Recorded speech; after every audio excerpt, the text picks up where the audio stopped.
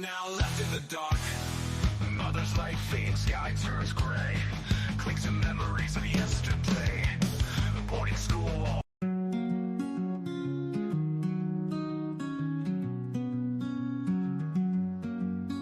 In the dorm with my pen in hand, lonely nights but I understand.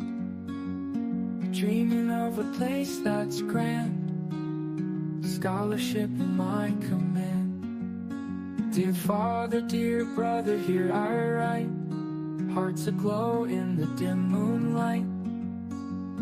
Books and dreams fill my sight, Malvern's halls feel so right. Letters from Malvern, to home I send my love, achieving hopes I yearn, flying like a dove. Pages turn, the nights grow cold, stories yet to be foretold. In these walls a boy grows bold, future bright like purest gold.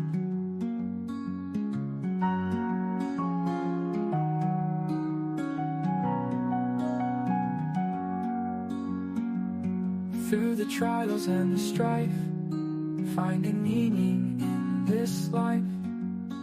In the words sharp as a knife, Malvern carves away the rife. Letters from Malvern, to home I send my love, achieving hopes I yearn, flying like a dove.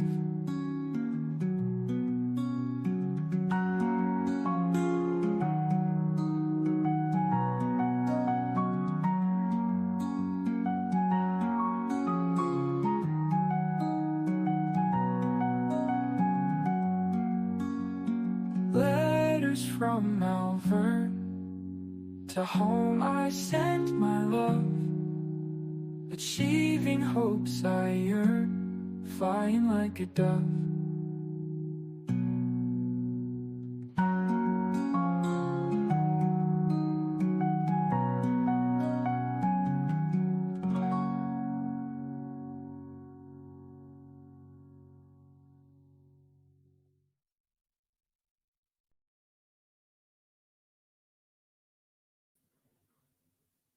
All right. Let's see. So far, through the book that I've been working my way through, C.S. Lewis has been born into a family with an older brother, 4 years his senior, to a father who is an attorney, to a mother who has received degrees in mathematics and geometry, who was a published author of at least one story that got published in a magazine. And let's see, whenever he was 7, the two brothers lost their mother to cancer. The two brothers went to an English boarding school for a short period of time before that boarding school got closed down because the headmaster turned out to be insane. And then the older brother went off to a college after that called Malvern College, and he eventually got kicked out for smoking, among other things that were against the rules, smoking in school at least. And then C.S. Lewis, while his brother was getting kicked out of school, was busy at a preparatory school to try to get into that college, which he eventually did and was awarded a scholarship. And we are at the stage now in the letters of correspondence from C.S. Lewis from this early time in his life. He's roughly 15 years old, where he has been writing to his father predominantly, but we see a letter here recently in the last video where he writes to his brother about some of the characters that he's meeting, even one or two students who his brother knew while he was in school there as well. Lewis has also met his first, I suppose, favorite instructor or teacher, a guy named Smoogie, I think is the is the nickname that they gave him. Um, Let me see if I can find. I found it a little bit earlier before I started who he is.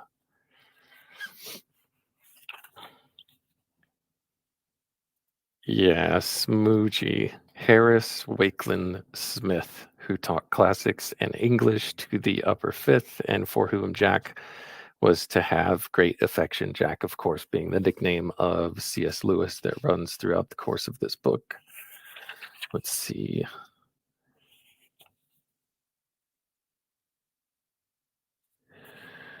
Let's pick up where we left off last time. So here we are. His next letter is dated October 19th, 1913.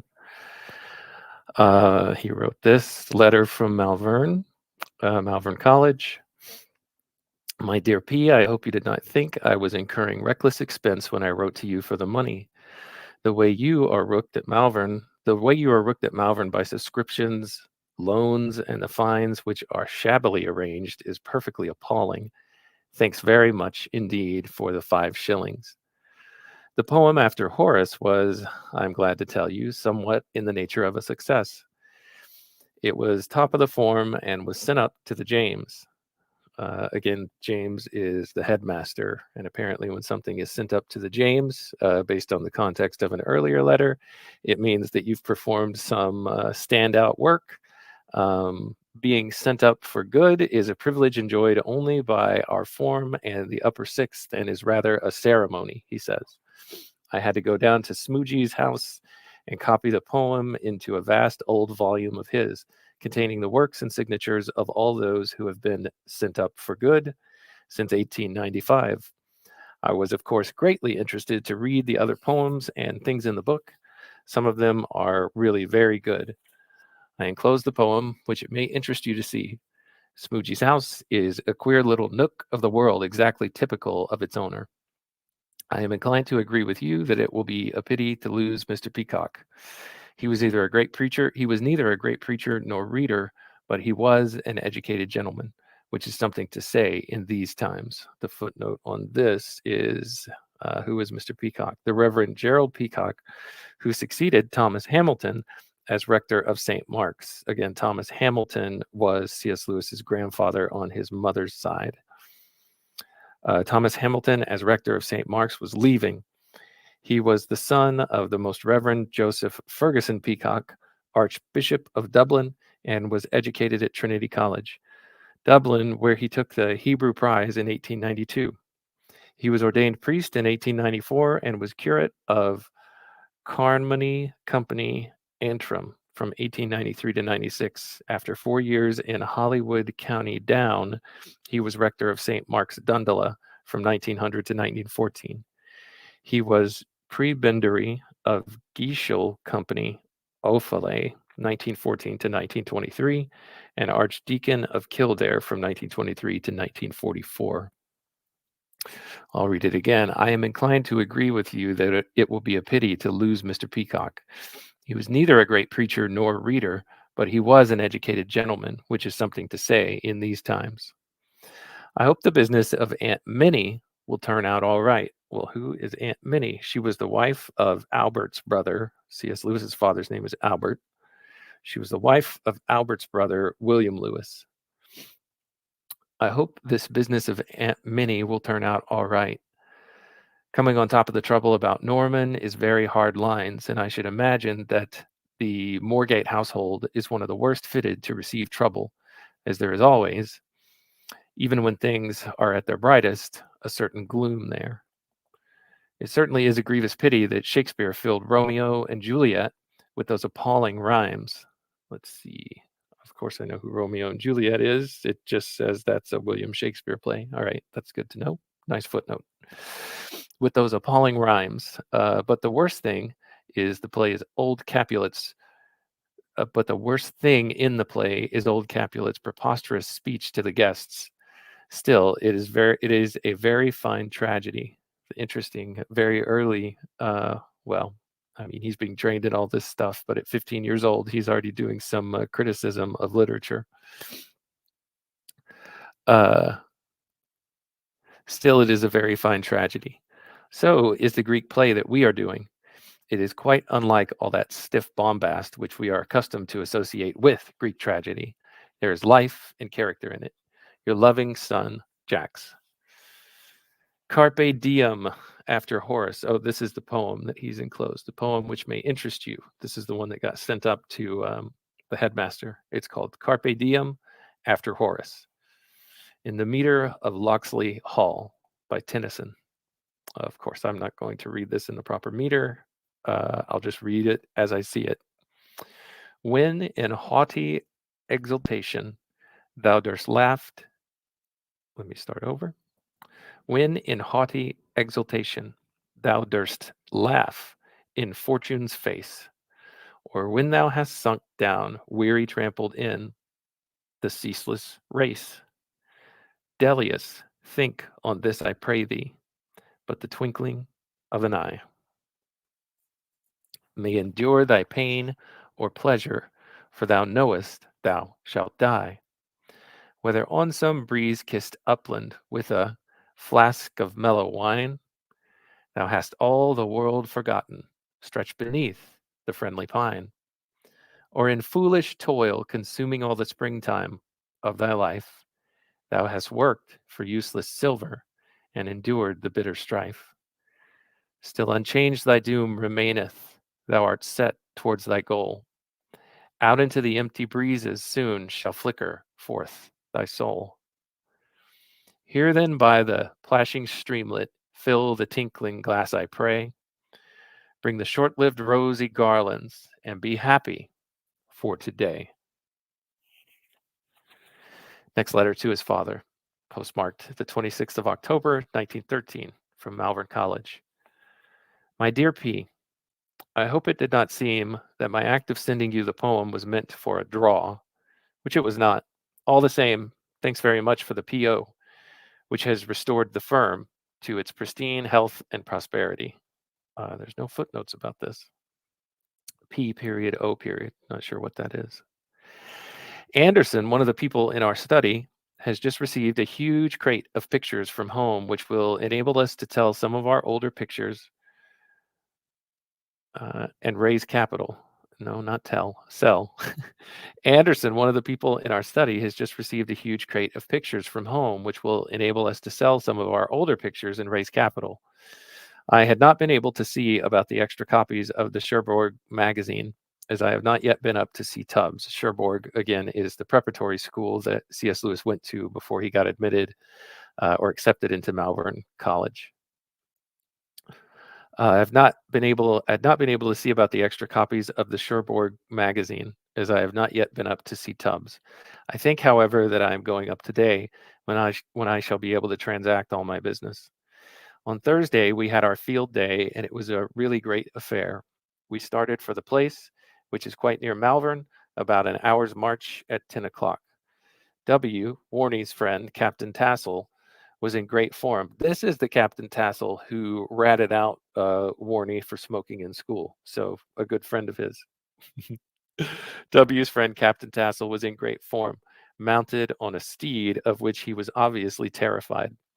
Of course, no one knew in the least what was meant to be happening, but we all dashed about, lying down and firing at intervals. On the whole, it was very enjoyable. You ask me what type of person one meets at Malvern. I will tell you. The average Malvernian may be, in fact, usually is, a very good fellow in reality, but he always does his best to make himself out as bad as possible. Never believe his own account of his thoughts, deeds, or ideals. It is always far worse than the truth. Beyond this very childish and thoroughly British foible, there are very few faults in him. When you break through the shell of foolish affection, you find him an honest, kind-hearted, manly enough sort of fellow. At least that is how 6 weeks' acquaintance of him strikes me. To use for once the phrase you have condemned, I may be wrong, but I think not. Yesterday there was a lecture in the gym by that man Kirtan, who came to the Hippodrome last holidays. I must confess that I thought him very poor indeed, so we did not miss much by leaving that popular house of entertainment alone. The mother of Stone, one of our house presidents, has died this week, and he has consequently gone home.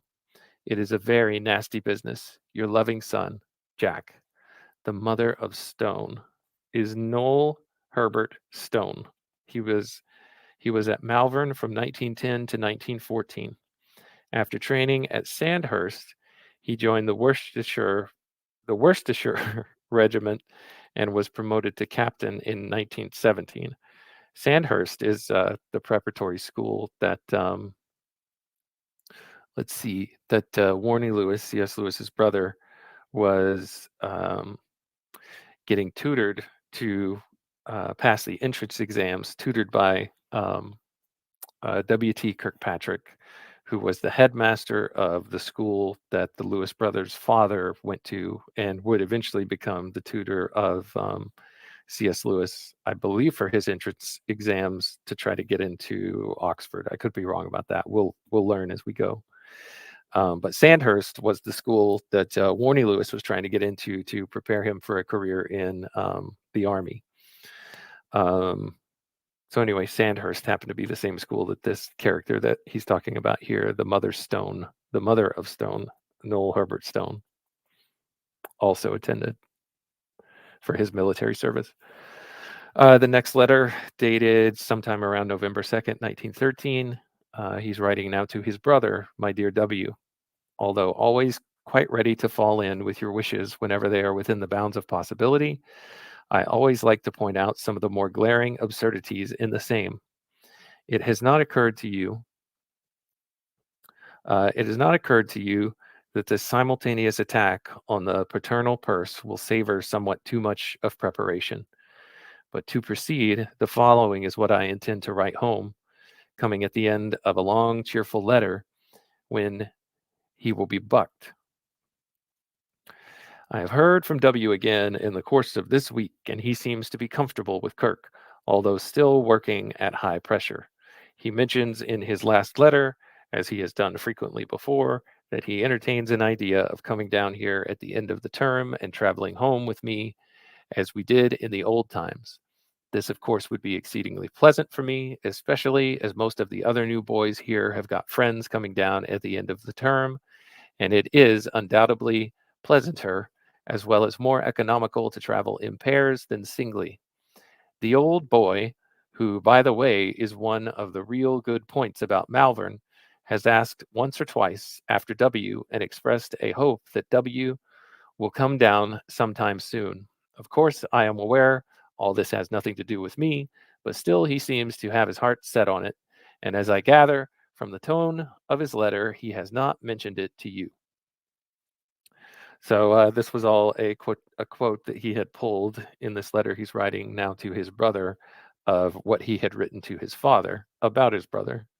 And then Lewis goes on to say, as I said, it looks rather artificial and can't be made much better. How are you getting on, old man? I hope this thing will work, as I am looking forward to another journey in the good old style. As you will notice in my epistle, I have made it the oldish and not the James who wants you to come down. And 33.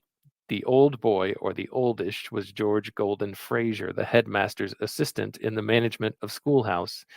He entered the college as a day boy in 1879 and remained until 1885. I'm learning from context in reading this, and you may already know this, but a day boy is somebody who attends a boarding school during the day but is not housed there. Um, Otherwise, you have boarders. So that's the difference between a day boy and a boarder of the boarding house or of the boarding school. He was a day boy in 1879 and remained until 1885. On leaving there, he went to London University, where he obtained a degree in 1889. In 1895, he became an assistant master at Lord William's School, Tem, and in 1895, he went in the same capacity to Forest School. In 1901, he was appointed an assistant master at Malvern, and in 1917, he became housemaster of number 9 house, which position he held until 1927. So Lewis is trying to finagle it for his father to make sure that he gets to travel home with his brother, um, by, I guess, putting it on the assistant headmaster, putting it on as a desire of the assistant headmaster as well. So Lewis again goes on to explain his strategy here. I think that his name will carry more weight. So far, I am having a very good time here. You ask me what I think about Jax. I'll tell you. 34. Who's he talking about here? Stopford Brooks Ludlow Jax, JP, FRSA, lived 1894 to 1988. The son of Professor L.P. Jax entered schoolhouse in 1910 and left in 1915. During the war, he served with the artillery, became a major, and won a military cross. He took a diploma in economics in 1920 from Balliol College, Oxford, and became a director of Messrs. Gregg and Company cotton spinners in Manchester. He served as a governor of the Royal College of Arts, chairman of HM Prisons for Women, president of the Presbytery Petty Sessions, and a governor of Malvern College. So, this person, he writes to his brother, you ask me what I think about Jax. I'll tell you. He's always most awfully nice to me, spends half Hall talking to me about you and Smugy and things, and never again, this is I guess today, a defamatory term, so I'm not going to say it. He never blanks me or drops me. I guess it just means to talk about you or act towards you in a negative way. But all the same, I can't blind myself to the fact that he is an absolute blank to most other people. This time I didn't blank it. He's got a blank written right here. But of course, that doesn't worry me. We had field day on Thursday at Malvern. I have managed to get into my house section Mirabile Dictu, although I mob all the recruit drill. I can't go on now. Your effect, brother Jack. Mirabile Dictu, it says here, means wonderful to relate. All right, next letter, and I'll need to make this my last for this session. To his brother, dated approximately November 9th, 1913. My dear W, you don't seem to be having a bad time at GT Bookham with your visits to the laughing husband, quote unquote, and the hippodrome, etc. I wouldn't boom these diversions over loudly in the paternal ear, as innocent though they may be in themselves, yet they would not convey an impression of good hard work. You may bet your boots I've heard enough about warm singlets and drawers, etc., to last me for a lifetime.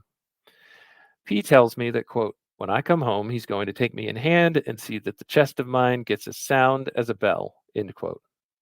I wonder what that means. I don't really know that a house tie would be worn with a black suit, but we'll see. Anyhow, you must provide the tie, as I am too stony for anything.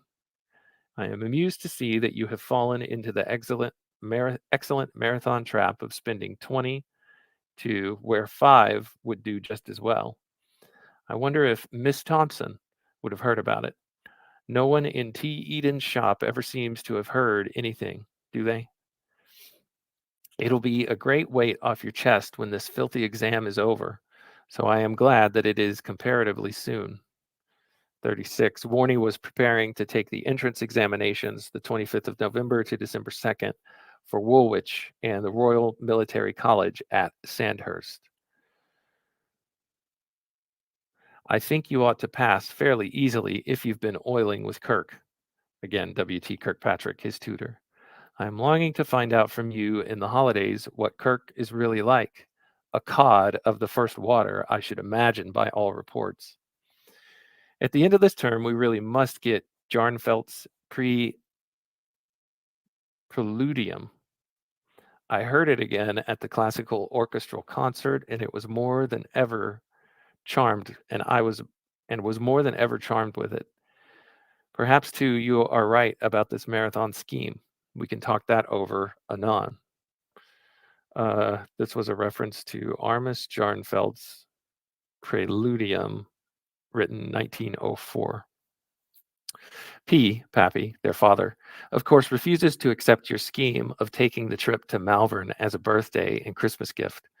At least he writes to me, quote, W, of course, with his usual ingenuity, says that this trip is going to be his Christmas and birthday present.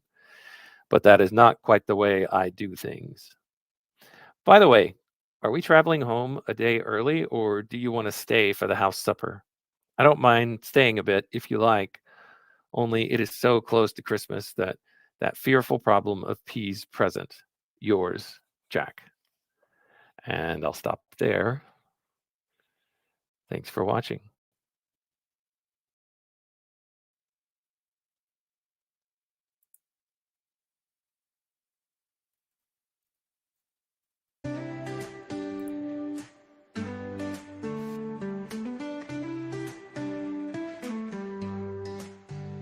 In the dorm with my pen in hand, lonely nights, but I understand. Dreaming of a place that's grand, scholarship in my command. Dear father, dear brother, here I write. Hearts aglow in the dim moonlight. Books and dreams fill my sight. Malvern's halls feel so right. Letters from Malvern, to home I send my love. Achieving hopes I yearn, flying like a dove.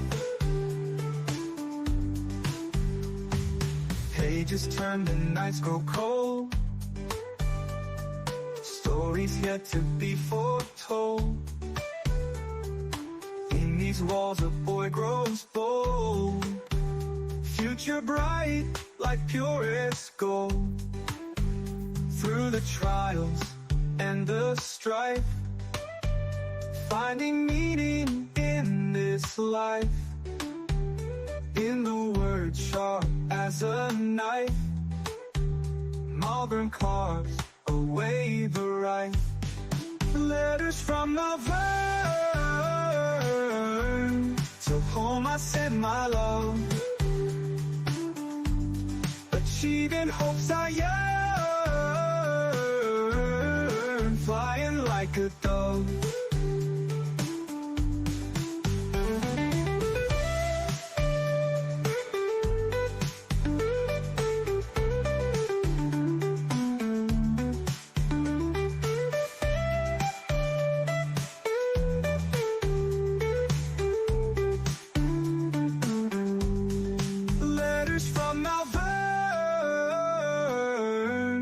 To home I send my love. Achieving hopes I yearn, flying like a dove. Letters from Malvern, to home I send my love. I send my love.